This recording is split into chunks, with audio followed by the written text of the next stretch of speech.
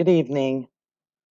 Welcome to Manville High School's first and hopefully only virtual back to school night.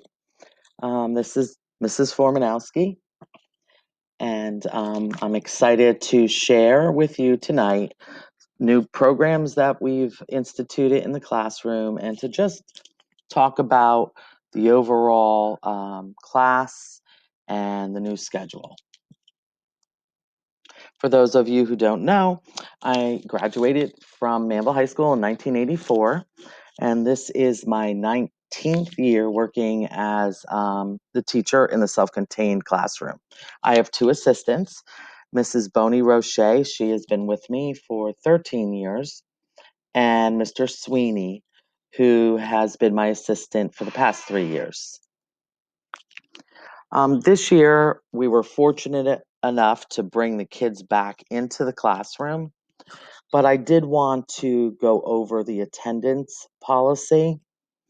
I know things were a little more lenient in the spring, but we are going back to how things used to be. So, um, for a full year course, students can have 18 unexcused absences. Those courses would be like English, math, history. For 3/4 courses, which is gym, students are only allowed to miss 12 unexcused absences.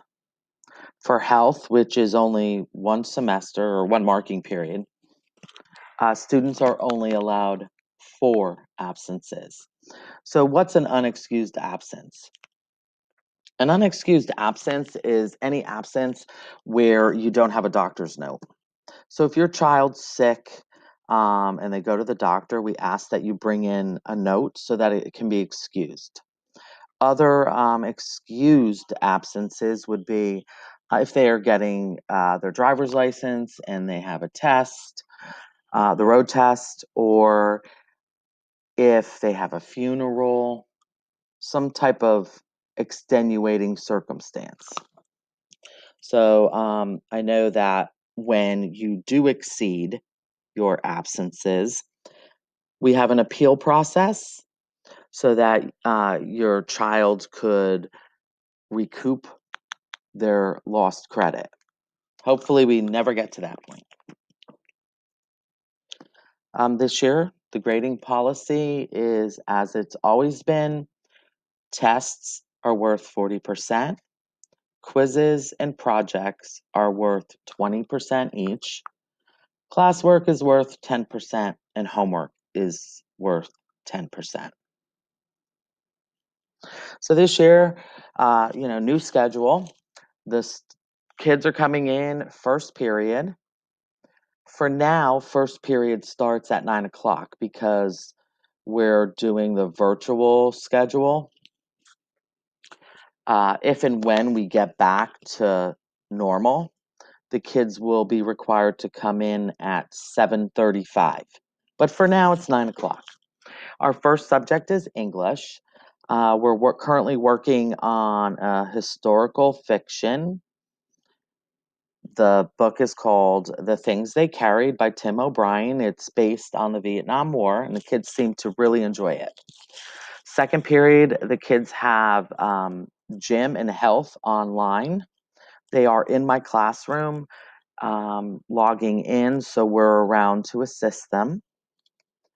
Third period, we have US 1 and 2. So I have two groups simultaneously learning.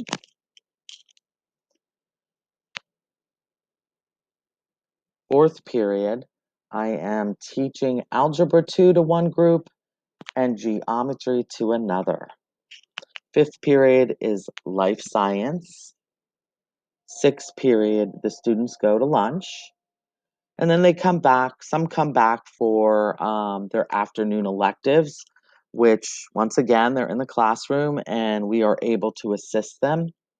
Some students, though, are attending RVCC for the Advanced Manufacturing Program.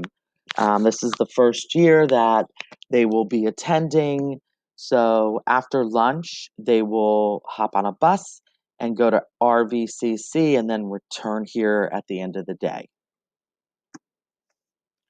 Another program that all of my students will be participating in is called the PETS program. Prepare, Enrich, Transition, Succeed. The program is made available through a grant through the New Jersey Division of Vocational Rehabilitation Services. Each student who has an IEP is entitled to transition services once they turn 14. And this program helps your child explore and pursue career-based interests. Um, so they may be taking field trips out depending on what happens with COVID, if we are allowed to, and work sites are open. If a student has an interest, say, in, I don't know, auto mechanics, we might take a road trip to Lincoln Tech to see what their program's all about. Or if, say, a student wants to become a dog groomer, we might take a trip out to one of the local dog groomers to see what a day in the life of a dog groomer would be. So I am excited about this program because I think now is the time to work with the older students, try to help them transition to after graduation, because that could be a dark hole for them, so to speak. So it kind of gives them a direction. Once again, if you have any questions, concerns, please feel free to reach out to me. My email is dformanowski@manvillesd.org. I'm looking forward to working with each and every one of my students this year. Thank you and have a great night.